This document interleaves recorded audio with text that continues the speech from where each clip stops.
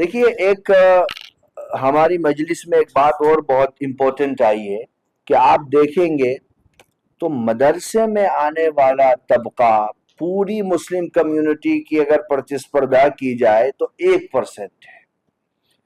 1% آنے والے کا ڈیٹا ہے، اس میں سے کتنا سکسیسفلی واپس جا رہے ہیں اس کا تو ڈیٹا ہمارے پاس بھی نہیں ہے. اور 2019 کے بعد، خاص کر کووڈ-19 کے بعد، تو یہ تعداد بہت زیادہ کم ہوئی ہے. اس کی وجہ کیا ہے؟ اب اس کے لیے تو ہم پرائم منسٹر کو ذمہ دار نہیں ٹھہرا سکتے، ہم اپنے چیف منسٹر کو تو اس کے لیے ذمہ دار نہیں ٹھہرا سکتے، میں سینٹرل گورنمنٹ کو تو نہیں ٹھہرا سکتا. یہ تو ہمارا اپنا فیلئر ہے. اس کی بنیادی وجہ یہ ہے کہ ہم نے مذہبی تعلیم دینے والے لوگوں کو آج کی دنیا میں فقیروں کی لائن میں کھڑا کر دیا. کچھ بھی نہیں ہے ان کے پاس میں. آپ ایک امام کو 5,000 روپے دیتے ہو، آپ ایک مؤذن کو 3,000 روپے دیتے ہو، آپ ایک مدرسے میں پڑھانے والے کو 8,000 روپے دیتے ہو. جب آپ لوگوں کو جینے کے لیے پریاپت چیزیں نہیں دو گے تو اپنی اولاد کو چوراہے پر کوئی بھیک مانگنے کے لیے کھڑا نہیں کرے گا.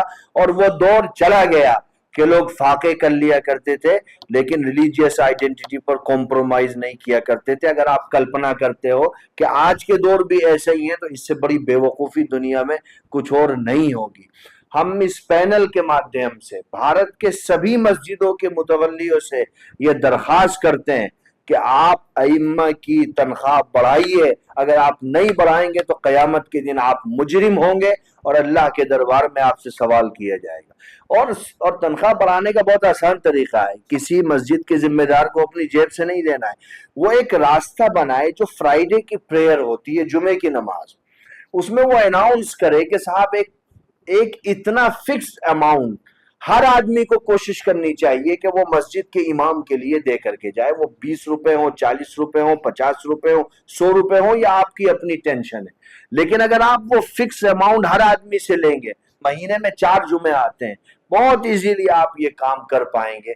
تو میں بھارت کے تمام مساجد کے ذمہ داروں سے یہ درخواست کرتا ہوں اپنے اس پوری پینل کی طرف سے کہ برائے مہربانی ایک مولانا اور ایک امام، اپنے اس کا بیٹا آج امام بننے کے لیے تیار نہیں ہے. وہ دیکھتا ہے کہ ابا ساری زندگی پیسے کے مارے جوجھتے رہتے ہیں، بہن بیمار ہو گئی اس کو ہاسپٹل میں لے گئے تو پھر مقروض ہو گئے، شادی ہو گئی تو پھر مقروض ہو گئے. تو وہ کہتا ہے بھائی میں کیوں کروں گا، میں تو ٹھیلا لگاؤں گا، کیلے بیچوں گا تو 20,000 روپے مہینے میں اپنا کما لوں گا چوراہے پر.